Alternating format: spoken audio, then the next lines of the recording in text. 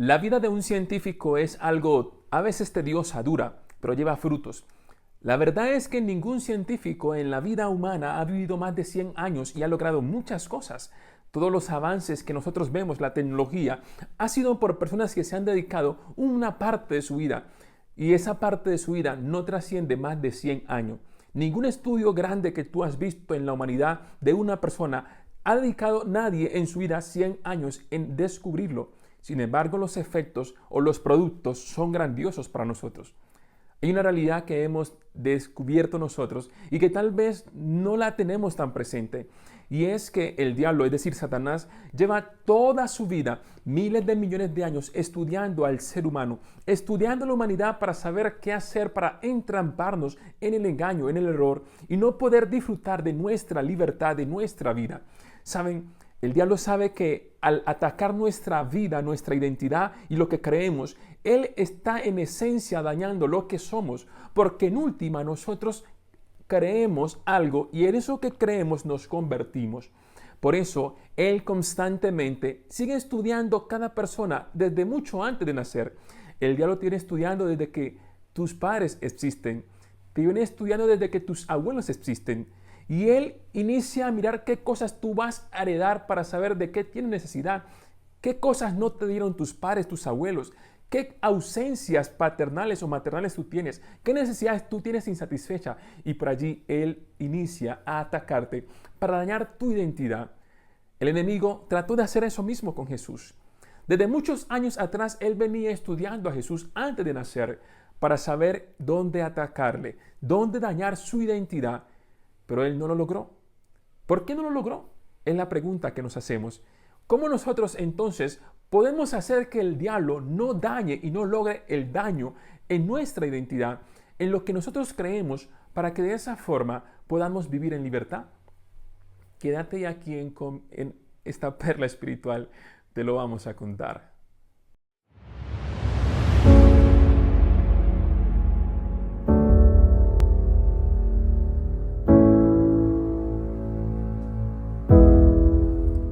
Lo primero que tienes que saber es que la Biblia es muy clara en determinar que Jesús es el Hijo de Dios.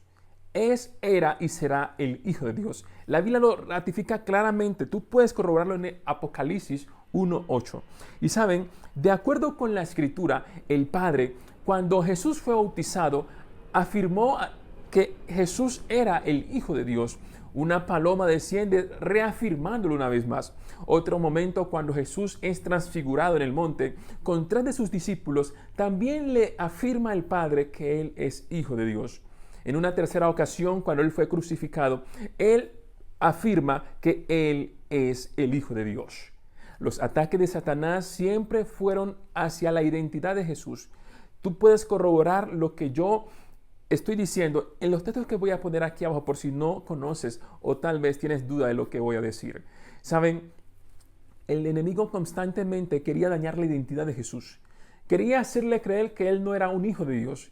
Sutilmente, él siempre estaba tratando de dañar y alterar y tentar para que él no hiciera lo que el Padre le decía, dañarle, alejarle del Padre, porque él sabía que si le alejaba del Padre, dañaba su identidad, su sistema de creencias y por ende en lo que él venía a realizar. ¿Saben? Si algo que tú y yo debemos entender primeramente en esa perla espiritual es que cada ataque de Satanás hacia Jesús era en contra de su identidad como un hijo de Dios.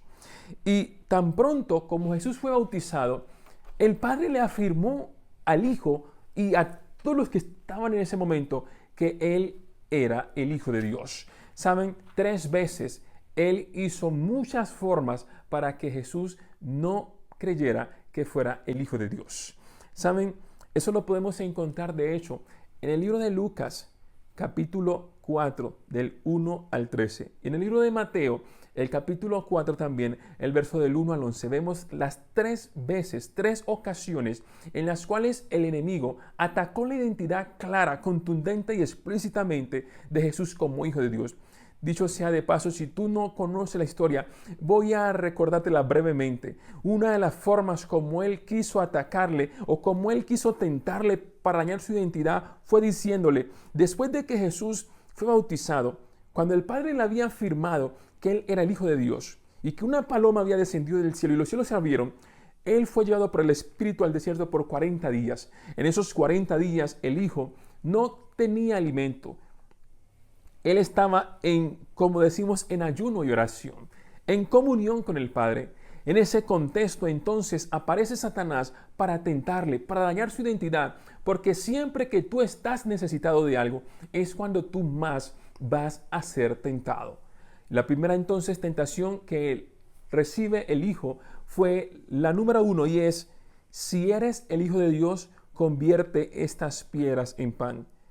Si tú me adoras, le dice el enemigo, esta tierra será tuya. Si eres el Hijo de Dios, arrójate desde este lugar. Nota que cada una de las pruebas registradas en Mateo y en Lucas capítulo 4, el 1 al 11 y el 1 al 13, están totalmente centradas en la identidad de Jesús, implicando que Él no podía hacer milagros o tentándola a rendir su poder. Lo que el diablo le está haciendo es tentarle para que hacerle creer: tú no puedes hacer esto, si tú eres hijo de Dios tienes que hacer eso, si tú eres hijo de Dios, pero en realidad lo que está haciendo es dañar su identidad, haciéndole dudar si es o no es hijo de Dios. Pero querido, entiende algo, es lo mismo que pasa contigo y que pasa conmigo. Hace muchos siglos atrás, el Padre dijo que tú y yo somos sus hijos, pero a veces nosotros no hemos creído esa gran verdad. Y cuando tú miras la historia de Jesús, te darás cuenta que lo que yo he mencionado hasta ahora solamente fue el comienzo. Porque luego después, al comenzar la vida y al seguir la vida del ministerio de Jesús que Él tuvo con sus discípulos, podemos ver que Él continuamente fue tentado a dudar y a probar quién era Él, a dudar y a ser tentado a adormecer su dolor. Por ejemplo, en una ocasión, el mismo Pedro, su discípulo, al que Él le dijo que le iba a dar las llaves del cielo, le dijo que por favor evitara todo sufrimiento, todo dolor. En otra ocasión, las personas que le fueron burlando, que le abofetean, decían: si eres el Dios, dinos quién te golpeó. Historias como esas, escenarios como esas, escenas como esas, nos muestran que toda la vida de Jesús, Él fue tentado. Por los líderes fue tentado. Por la multitud fue tentada. Por los fariseos fue tentado. Por sus mismos discípulos fue tentado. Aún por el ladrón que estaba en la cruz fue tentado, diciéndole: si eres el Hijo de Dios, bájate de esta cruz, muéstralo. Tú debes entender que Jesús toda su vida fue tentado a dudar si era o no era Hijo de Dios.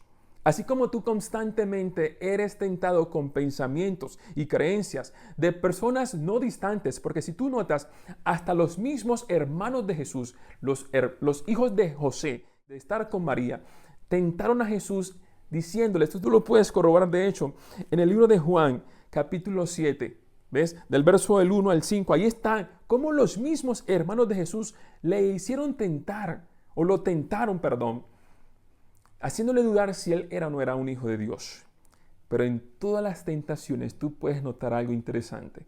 Él nunca dudó que él era y seguirá siendo un hijo de Dios. La pregunta que nos hacemos es: ¿cómo lo venció él? ¿Cómo logró él que los ataques de la identidad no tuvieran efectos? Si hay algo que yo quiero afirmarte en este momento, es que tú debes entender que no siempre los ataques y rara vez vendrán de tus enemigos o los que tú consideras tus enemigos. Los ataques más duros que el enemigo tiene para ti, desde lo hace que te viene estudiando, los hará desde alguien muy cercano. Un cercano que puede ser tu esposa, tu esposo, tu hijo, tu hija, tu mejor amigo, tu mejor amiga. Y el ataque será tan sutil que si tú y yo no dependemos del Padre constantemente, podremos fallar. A veces nosotros en momentos de ira, de desasosiego, decimos palabras que son nada que ver con lo que el Padre piensa de nosotros. Y si tú y yo no sabemos lo que el Padre piensa de nosotros, dañaremos nuestra identidad. Si hay algo que yo quiero que tú y yo entendamos, es que alguien expresó, llamado William Ralph, lo siguiente: es la imagen de Dios reflejada en ti lo que enoja tanto al infierno. Es esto a lo que los demonios desatan sus armas más poderosas.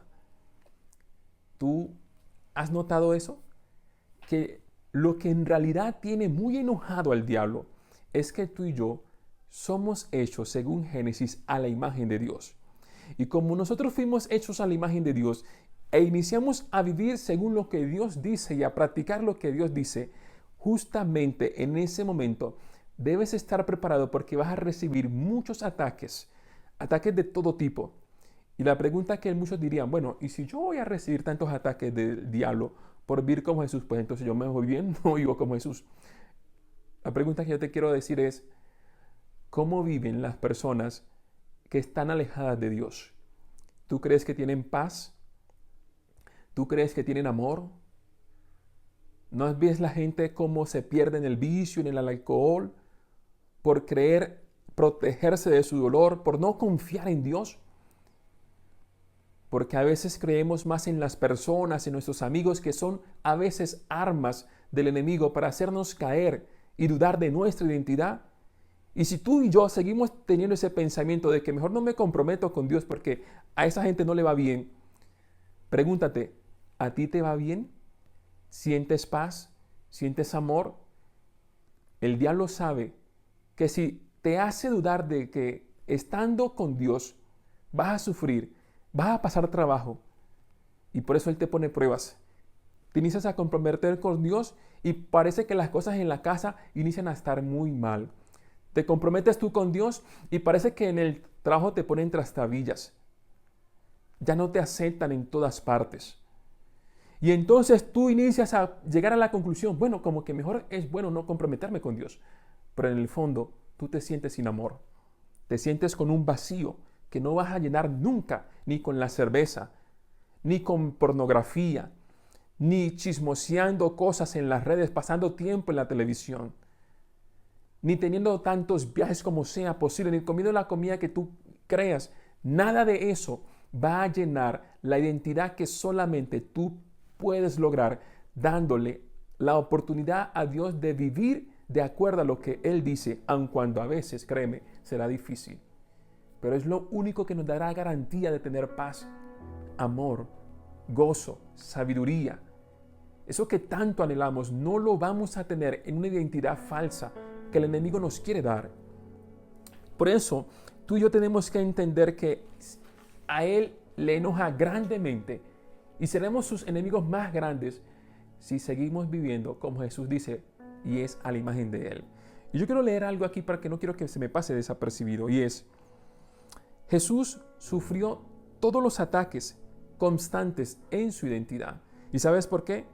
Y como Él fue atacado constantemente en su identidad y pudo vencer, tú y yo también podemos entender en esa oportunidad que vamos a recibir muchos ataques, pero podemos vencer solamente si hacemos lo que Jesús hizo. No confiar en Él mismo, no confiar en sus títulos, no confiar en su nombre, no confiar en su poder, no confiando en lo que otros le decían, sino solamente, única y exclusivamente, en la voluntad del Padre. Y por eso dice Él que, así como Satanás tentó a Jesús, Él nos tienta a nosotros, para que probemos quiénes somos, para que proveamos para nosotros mismos, para que nosotros nos protejamos de más sufrimiento y dolores, para que esas tentaciones nos lleven directo a dañar nuestra identidad. La única forma entonces de vencer es hacer lo que Jesús hizo y hace. Y la pregunta es, y que siempre hacen, es la siguiente: ¿cómo una persona puede decir que Jesús fue hecho como nosotros? ¿Cómo uno puede decir, Davidson, que Jesús sufrió como nosotros, que fue tentado así como lo soy yo, si Él no pasó o no pasa las mismas experiencias que yo? No te pierdas nuestra próxima perla espiritual y te vamos a aclarar que realmente Jesús pasó por lo que tú has pasado y hasta más, para que entiendas que no hay nadie que pueda comprendernos sino solamente Jesús. Y por lo tanto Él es el único que puede redimirnos de nuestro dolor, de nuestro sufrimiento. Él es el único que te puede entender a ti. Él es el único que me puede entender a mí. Y además es el único que me puede ayudar a salir de las mentiras, el engaño y a recuperar mi identidad. No te pierdas nuestro próximo episodio y aquí en una perla espiritual, en Respira con Davinson, te lo vamos a contar. Bendiciones.